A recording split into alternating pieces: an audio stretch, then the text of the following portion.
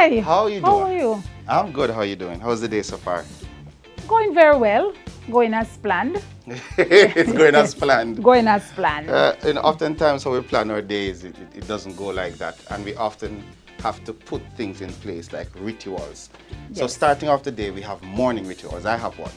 What are your morning rituals? Well, my morning ritual, starting from home, I presume. Yes, I get up early, 4 o'clock, sometimes 4:35. Go through my usual devotions. That's a way of life for me. And make my breakfast. I do make my own breakfast, and I actually cook breakfast. I prepare my breakfast, take to work with me, and leave home to get to the office on time for my usual very hectic schedule. Tell us exactly what do you do? Oh, it's hard to define the work of a permanent secretary, but the permanent secretary really is the person who oversees everything in a ministry. What was the most difficult decision that you had to make recently? When I was told that my then chief technical director, Wayne Robertson, was selected, I was going to lose him. He was selected and appointed as permanent secretary in the new ministry. It was difficult because I was asked to release him, and you know, when you're in government, when you're shifting staff, you have to get release from whether the permanent secretary or the supervisor. It was hard for me because I know it would have been a great loss in terms of the support that I would have been, I would be losing. By the way, we have been talking. Would you like some water, a cup of tea or so? I'll take the water to go. Okay, sure. Yeah, I'll take it to go. What inspires you? What's the thing that inspires you most? Or where do you draw your inspiration from? You know, people may believe that working in government, it is boring.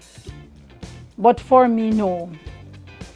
I am inspired by the fact that we have so many projects being undertaken in our ministry, both ministries. I feel at all times that I am making a difference. I am making a contribution.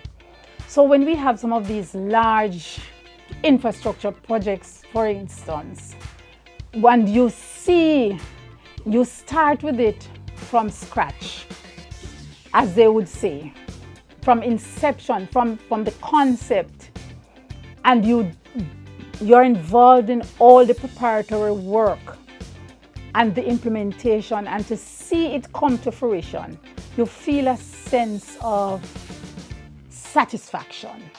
At the end of the day, when the sun has set on your time in the public sector and you're walking away and you can become a fly on the wall, persons are talking about you and you're talking about your legacy, what would that sound like? What do you want that to sound like?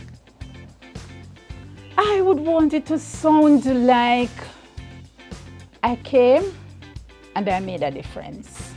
What's one thing your staff would say about you? What one short thing that you do on a regular basis, or they can look forward to you doing that's individual to you? What is it now?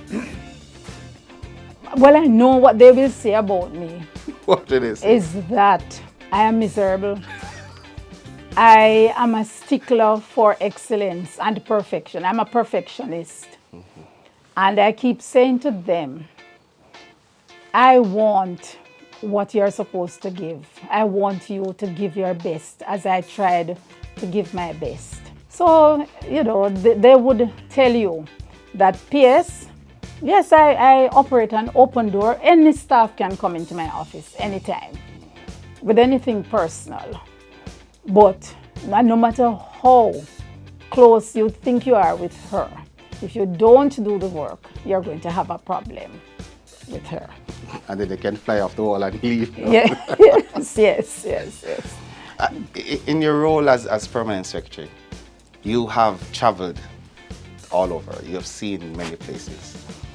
Tell me one place that stands out to you? It doesn't have to be the most significant, but somewhere that your travels in the role has taken you to.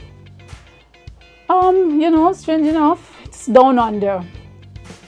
Australia. Australia and New Zealand. Aside from the Bible, which other book would you recommend for reading? The last book I read that has left an impression on me, it's Princess.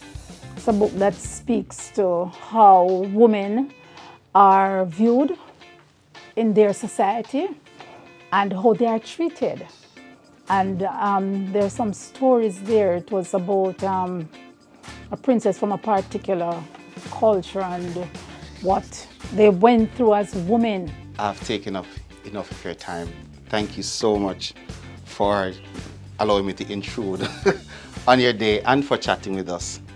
Keep doing the good work, and thank you once again. And thanks for dropping in. Oh. Thank you so much. Thank you for the water too. Oh, you're most welcome. All right, have a good evening. Have a good one yourself. Thank you.